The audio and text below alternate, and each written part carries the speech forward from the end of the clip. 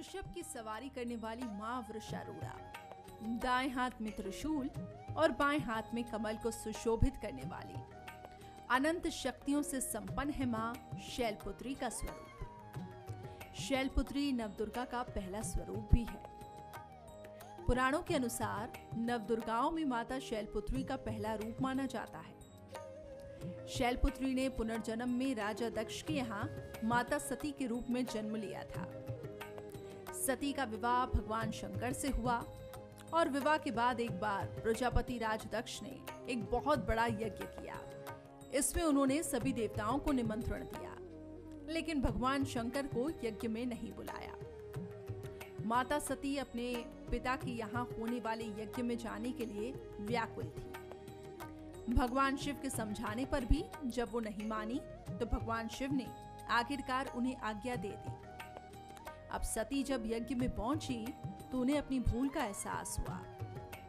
किसी ने भी उनसे आदर और स्नेह से बात नहीं की। भगवान शंकर का तिरस्कार कर उन्हें वो भी सहन नहीं, वहीं भगवान शंकर का तिरस्कार भी उन्हें सहन नहीं हुआ। माता सती भगवान शंकर के अपमान से इतनी आहत हुई कि उन्होंने उसी यज्ञ के हवन कुंड में कूदकर अपने प्राणों की आहुति दे दी। भगवान शंकर को जब इस बात का पता चला तो उन्होंने क्रोध में आकर दक्ष के यज्ञ को पूरी तरह से नष्ट करवा दिया। सती ने अगले जन्म में शैलराज हिमालय की पुत्री के रूप में जन्म लिया और शैलपुत्री के नाम से विख्यात हुई। पार्वती, हेमवती नाम से भी इन्हें जाना जाने लगा। तो ये तो आपने सुनी माँ शैलपुत्री की कहानी। नमस्कार, मैं हूँ आपके साथ करिश्मा। नवरात्रि शक्ति की आराधना का पर्व 9 दिन तक चलने वाली दुर्गा पूजा की शुरुआत हो चुकी है, जिसमें 9 दिन तक माँ के अलग अलग रूपों की आराधना की जाएगी। माँ धन, संपन्नता, ऐश्वर्य, सुख, शांति और मनोवांछित वर देने वाली है। भक्तिभाव के साथ की गई आराधना से माँ प्रसन्न हो जाती हैं और अगर विधि विधान से आराधना की जाए तो पूजा का विशेष फल मिलता है। नवदुर्गा पर्व के पहले दिन की शुरुआत होती है माता शैलपुत्री की आराधना से। माता के इस रूप की कैसे पूजा की जाए और हमें साल भर सुख समृद्धि मिले, विधि और महत्व को बताने के लिए हमारे साथ इस वक्त जुड़ चुकी हैं एस्ट्रोलॉजिस्ट डॉक्टर कविता मेहता, सीधे उज्जैन से। मैम, आपका बहुत स्वागत है।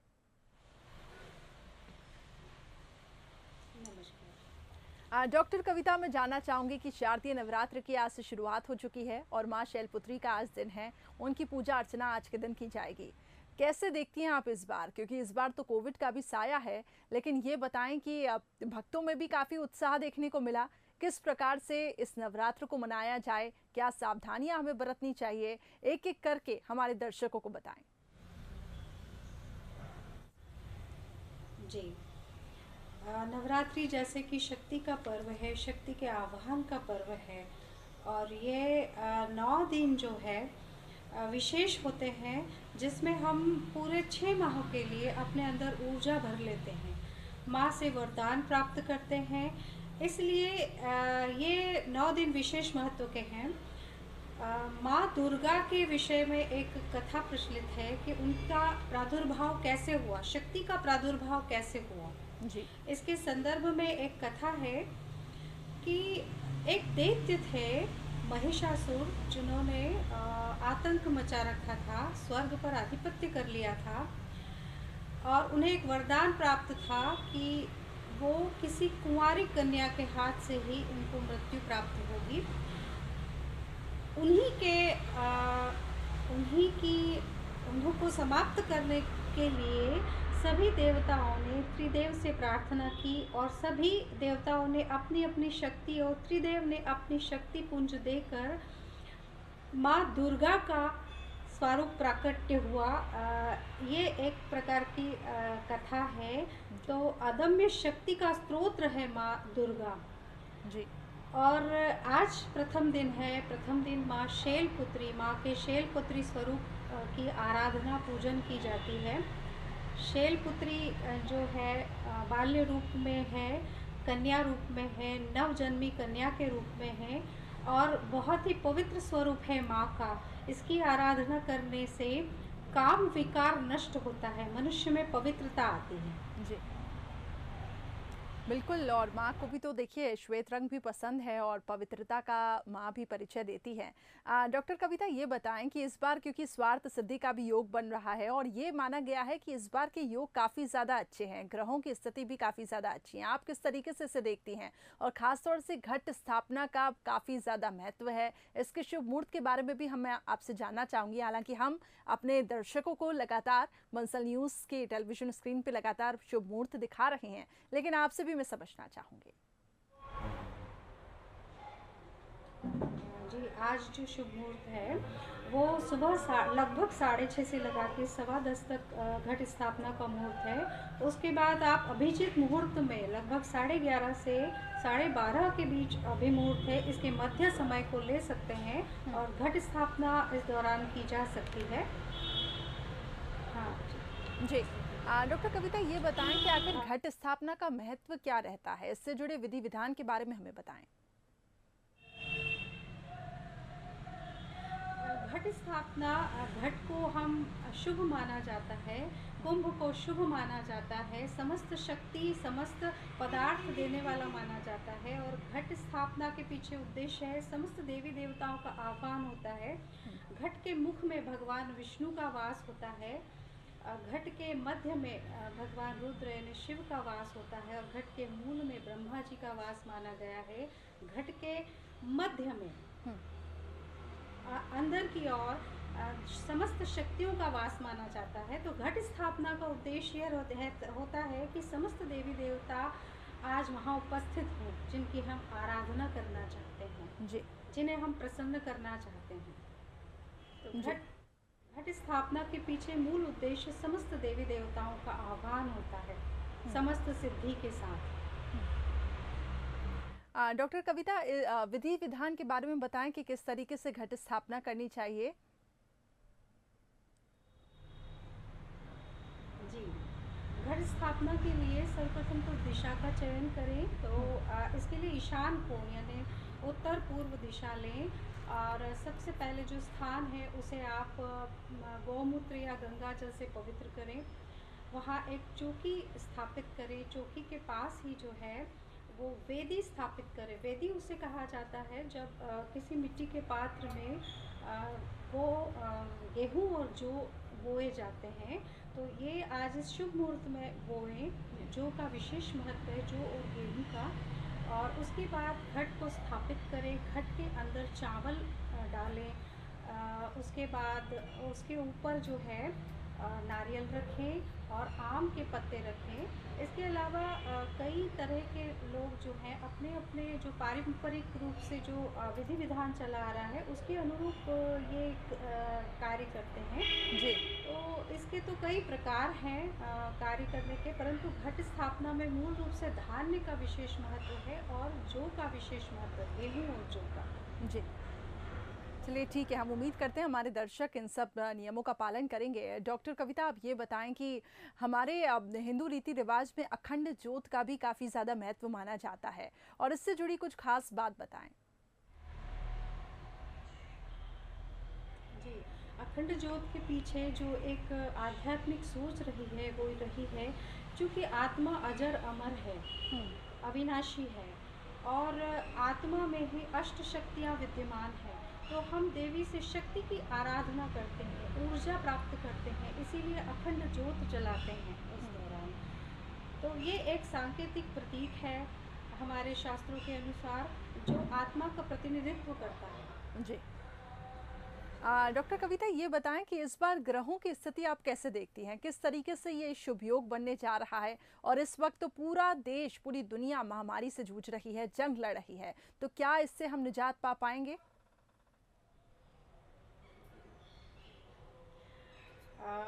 अभी शनि जो है वो मकर राशि में परिभ्रमण कर रहे हैं, गोचर कर रहे हैं। वहीं गुरु जो है वो अपनी स्वग्रही राशि में है। तो आज के दिन की अगर हम बात करें तो आज एक विशेष संयोग बना है, आज संक्रांति है और संक्रांति धार्मिक रीति रिवाजों के अनुसार दान पुण्य के हिसाब से बहुत ही शुभ मानी गई है। संक्रांति के दिन यदि दान पुण्य पूजन उपवास किया जाए तो 1000 गुना अधिक फल प्राप्त होता है।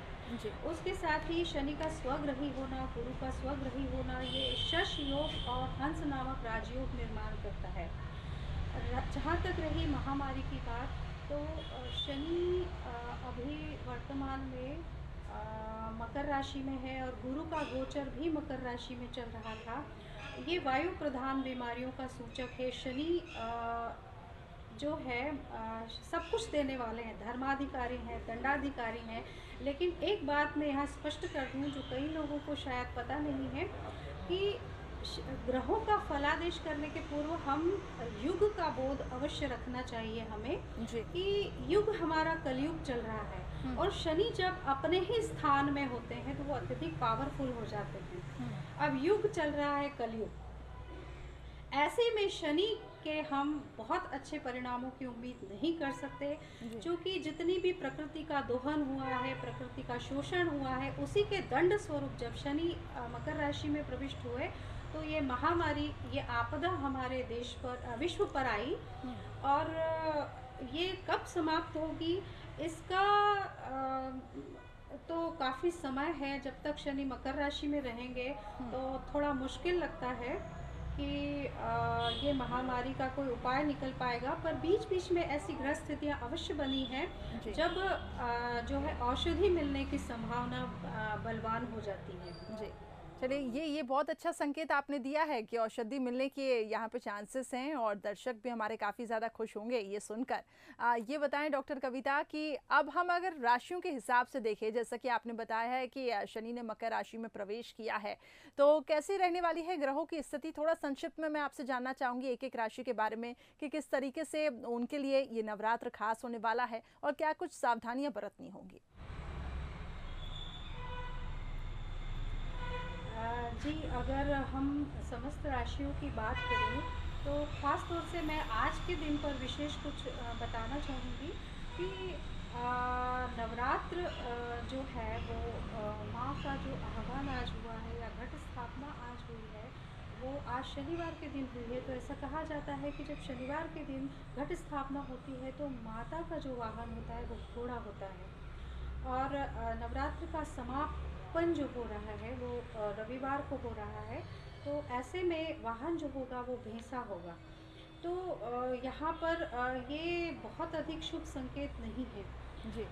घोड़ा अक्सर युद्ध में उपयोग किया जाता है, तो संकेत मिलते हैं कि युद्ध वगैरह बढ़ने की संभावना होती है। चूँकि एक नवरात्र से दूसरे नवरात्र तक का 6 माह का समय होता है, हुँ, तो हम ये मान सकते हैं कि ये 6 माह काफ़ी उथल-पुथल भरे होंगे। जी। आर्थिक दृष्टि से अगर हम शनि पर विचार करें, तो शनि जो है जितना कुछ देते हैं अपने समय में, अपने युग में, उतना कुछ लेने का सामर्थ्य भी रखते हैं। जी। तो आर्थिक दृष्टि से अगर हम माने तो मकर का शनि कलयुग है और बहुत अच्छा फल देने वाला नहीं है। हुँ, समस्त विश्व यानी कि सभी देश जो है आर्थिक तंगी से ग्रस्त होंगे, ऐसा अनुमान लगाया जा सकता है। जी। डॉक्टर कविता, अगर राजनीतिक परिदृश्य से देखा जाए तो किस तरीके से आप देख रही हैं मौजूदा राजनीतिक हालातों को और किस तरीके से उथल-पुथल मच सकती है? राजनीतिक परिदृश्य से देखा जाए तो कुछ बड़े वरिष्ठ नेताओं के लिए अशुभ संकेत है। हुँ, शायद हम उन्हें खो सकते हैं। उसके अतिरिक्त जो है, अगर देश के बाहर की बात करें तो सीमाओं पर तनातनी की स्थिति बन सकती है हुँ, और वो काफ़ी गंभीर हालात भी उत्पन्न हो सकते हैं। जी, ऐसा संकेत मिल रहा है ग्रहों के कारण। जी। जी, बिल्कुल, ये जो आपने बात कही है, ये थोड़ी महत्वपूर्ण है क्योंकि इस समय जो तनातनी चल रही है एलएसी पर चीन और इंडिया के बीच में, ऐसे में जैसे कि आपने संकेत दिया है कि थोड़ी बहुत उथल-पुथल वहाँ पे भी देखने को मिल सकती है, हालात वहाँ पे बिगड़ सकते हैं। लेकिन कोशिश है हमारे भारतीय सैनिकों की कि भारत को नुकसान न पहुँचे, इसलिए वो भी जी-जान से जुटे हुए हैं। ये बताएँ कि भारत के अगर लिहाज से हम देखें, तो किस प्रकार से ये नवरात्र खास रहेगा और पूरे देश के लिए? भारत के हिसाब से देखें तो भारत का वृषभ लग्न है हुँ, और शनि जो है वो वृषभ लग्न में कारक होता है। तो ये कहा जा सकता है कि आर्थिक परिस्थितियों से जूझते हुए भी भारत की नेतृत्व क्षमता बहुत अच्छी है और वर्चस्व बढ़ेगा, परंतु आर्थिक उन्नति की हम अभी इस समय बहुत ज़्यादा उम्मीद नहीं कर सकते। जी। डॉक्टर कविता ये बताएं कि स्वास्थ्य की दृष्टि से अगर हम देखें तो किन राशि वालों को ज़्यादा परेशानियों का सामना करना पड़ सकता है, क्योंकि महामारी है जैसे, और उम्मीद है बस जब तक वैक्सीन आए तब तक हम प्रोटोकॉल्स का भी पालन करें, लेकिन किस राशि वालों के लिए थोड़ी बहुत यहाँ पे परेशानी साबित हो सकती है? जी। स्वास्थ्य का संबंध राशि से भी बनता है और बाकी ग्रहों की स्थितियों से भी बनता है।